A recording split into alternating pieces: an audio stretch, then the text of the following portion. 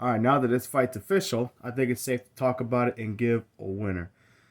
Aljamain Sterling versus TJ Dillashaw. Look, we all kind of know that TJ Dillashaw was the guy at bantamweight that was champion for a very long time. He was the guy. He was very dominant. He beat up everybody. He had good fights. I think Cruz was the toughest fight he had in his prime. Um, and I emphasize in his prime because I'm not gonna say he's not in his prime anymore, but I don't think he's the same guy he was in 2014, 15, and 16, and even 17. He's been fighting for a very long time. Still a very dangerous fighter, but I think it's kind of past his time as far as like at the very top form. Let's say it like this: I think Dillashaw was up here at one point. I don't think Dillashaw's down here and not very good. Instead of up here, he's probably down here, up here. He's slowly starting to go down just because he's been fighting for a long time. And I think that a younger TJ Dillashaw would have fought Corey Sandhagen and didn't give him a chance. You know, the fact that Corey Sandhagen and I know Sandhagen's good, and this fight was last year. I also knows his first fight in 2 years. I still don't think that I've seen how Corey Sandhagen has struggled. He struggled more with Piotr Jan than he did with Dillashaw. He could have won that fight with Dillashaw. But anyways, now on the Aljamain Sterling. Aljamain's a really, really good wrestler. This is a bad matchup for TJ Dillashaw. It really is. And Aljamain's continuing to get better. He's a pretty decent striker.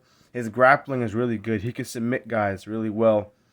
Um, people say some people say he lost to Piotr Jan in the second fight.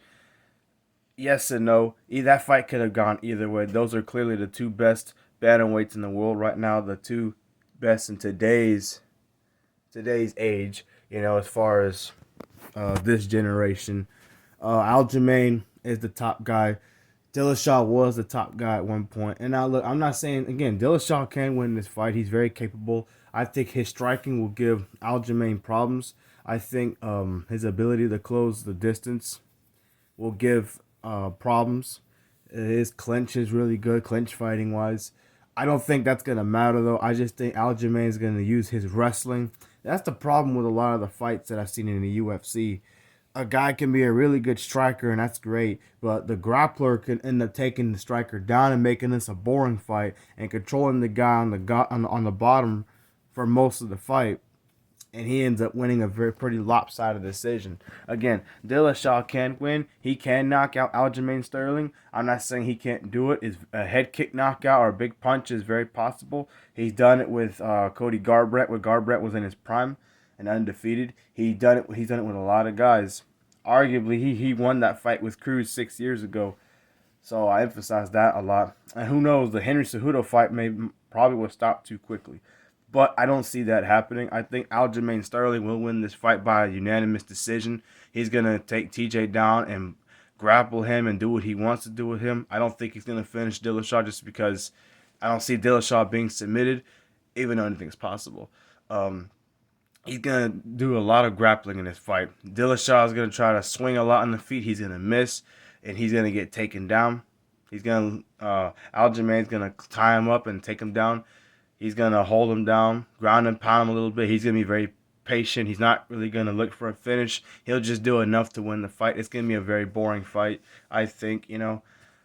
I give Dillashaw about a 25-30% chance. And again, I don't think he's quite like he was in 16. He's still up there. He's still good, but he hasn't been very active in the last several years. Part of it's his fault. He failed drug test.